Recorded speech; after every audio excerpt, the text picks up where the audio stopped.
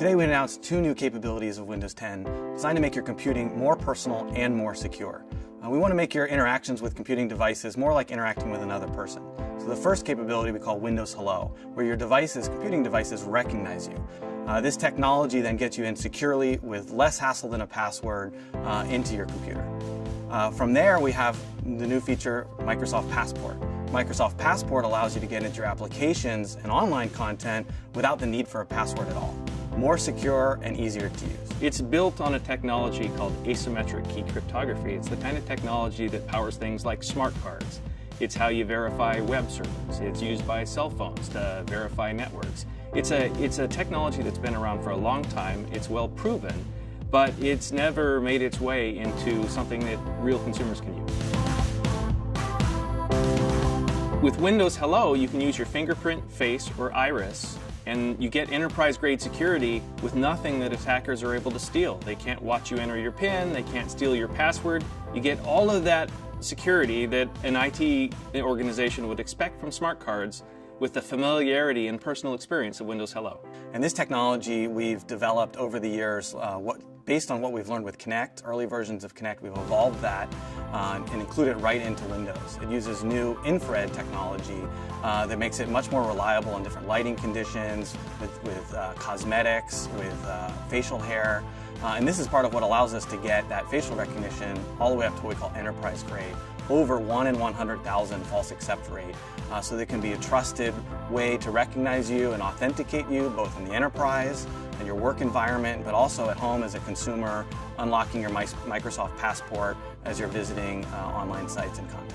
Microsoft Passport will work with your Microsoft account. It'll work with Azure Active Directory and the thousands of web services that work with Azure Active Directory. But we wanted to build something that would also work with other sites and services. So we joined the FIDO Alliance so we could contribute this technology and make it available so it could be used across devices you use every day against all the different websites and services you use every day. As a hacker, if I get a hold of your password, I can use that from anywhere. But with Microsoft Passport, the key is actually bound in hardware to my device. So the only way a hacker can use my identity is to actually steal the device. Now, when you use Microsoft Passport with Windows Hello, that means not only does the attacker have to steal my device, but they also have to be able to use my biometric, like my face, my fingerprint, or my iris, which is super challenging.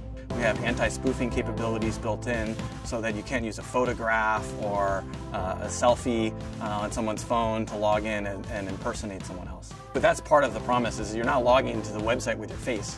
You have possession of your device, you're unlocking the device with your face, and then your device is authenticating on your behalf.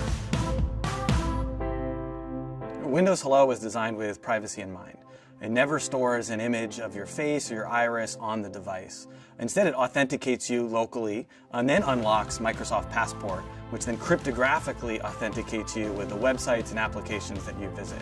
And that way, your biometric information is never transmitted and used in a way where someone else could recreate that information. You may have seen in the news in the last year that a Russian hacker posted 1.2 billion passwords on the net. Now, given that we only have around 2 billion users online, that's not great for users. But with technology like Microsoft Passport, when attackers are able to compromise servers, there's nothing for them to steal. There's nothing there that can compromise your identity.